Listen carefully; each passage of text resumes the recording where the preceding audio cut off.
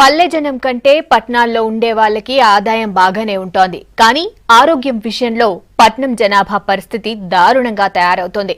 చిన్న చిన్న వాతావరణ మార్పులకే కొత్త రోగాలు వస్తున్నాయి. సిటీ జనంలో ఇమ్యూనిటీ పవర్ తగ్గుతుందంటున్నారు డాక్టర్స్.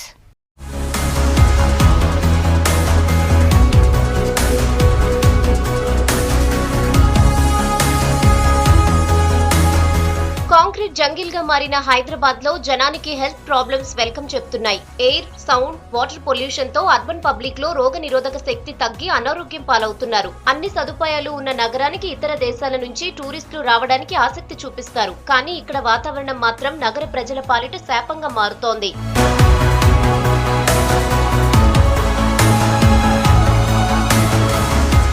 నగరంలో పెరుగుతున్న కాలుష్యం, దుమ్ము, ధూళి కణాలు ప్రజల ఆరోగ్యంపై ప్రభావం చూపిస్తున్నాయని చెప్తున్నారు పొల్యూషన్ కంట్రోల్ బోర్డు అధికారులు. వెదర్ తో ప్రజలు జాగ్రత్తగా ఉండాలని హెచ్చరిస్తున్నారు. కాలుష్యంతో పాటు నగరంలో పచ్చదనం తగ్గడం జనం ఆరోగ్యంపై ప్రభావం పడుతుందంటున్నారు. మన హైదరాబాద్ లో కూడా చూసినట్టయితే కొంచెం ఈ పొల్యూషన్ లెవెల్స్ స్పెషల్లీ అనేది ఎయిర్ పొల్యూషన్ RSPM అనే పారామీటర్స్ పెరుగుతుందన్నమాట. రెస్పిరబుల్ డస్ట్ పార్టికులేట్ మ్యాటర్ అంటాం. దీని లిమిట్ యాన్యువల్ యావరేజ్ అయితే 60 ఉంది.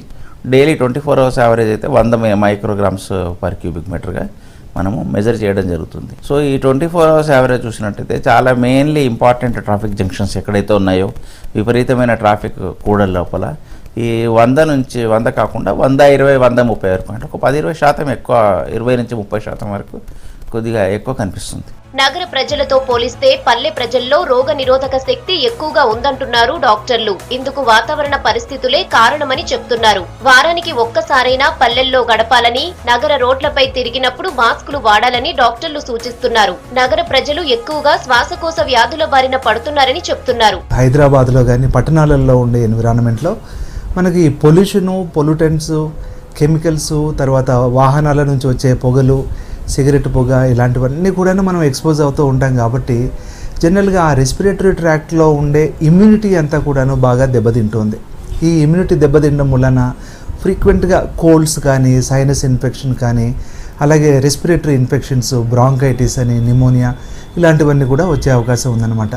కాలుష్యం తగ్గించేందుకు పీసీబీతో పాటు ఇతర శాఖలన్నీ కలిసి యాక్షన్ ప్లాన్ రూపొందిస్తున్నట్లు చెప్పారు అధికారులు. అయితే ప్రజలు మాత్రం జాగ్రత్తలు పాటించాలని కోరుతున్నారు. వీలైనంత వరకు పబ్లిక్ ట్రాన్స్పోర్టేషన్ ను ఉపయోగించుకోవాలని కోరుతున్నారు. పాత వాహనాల వాడకం తగ్గించి మొక్కలను పెంచాలని కోరుతున్నారు. వీలైనంత వరకు వెహికల్స్ మంచి ట్యూన్ కండిషన్ లో పెట్టుకోవాలి. ఎక్కడైతే ట్రాఫిక్ జంక్షన్స్ లో ఉన్నప్పుడు ఐడిలింగ్ లో కూడా పెట్టవద్దు, పూర్తిగా ఆపేయాలి. సిగ్నల్ ఒక 2-3 నిమిషాలు ఉంటుంది, ఆపేయాలి. కంపల్సరీ PUC సర్టిఫికేషన్ చేసి కార్బన్ మోనాక్సైడ్ లెవెల్స్ అవన్నీ కంట్రోల్లో ఉన్నాయని చూడాలి. తర్వాత GHMC లాంటి వాళ్ళు వాళ్ళకి రోడ్స్ కూడా ఇంప్రాపర్, ప్యూర్ ఎక్సలెంట్ రోడ్సింగ్ సిస్టమ్ ఉండాలి. తర్వాత ఫ్యూయల్ అడల్ట్రేషన్ అదొకటి ఉంది.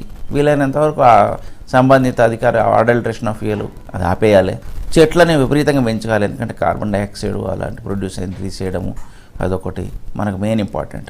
ఇవన్నిటికీ చేయడానికి కోసం ఏంటంటే ఒక యాక్షన్ ప్లాన్ అనేది చేయడం జరిగింది. హైదరాబాద్ వాతావరణాన్ని కాపాడే బాధ్యత కేవలం అధికారులదే కాదు, తమపైన ఉందని నగర ప్రజలు గుర్తించాల్సిన అవసరం ఉందంటున్నారు పర్యావరణవేత్తలు.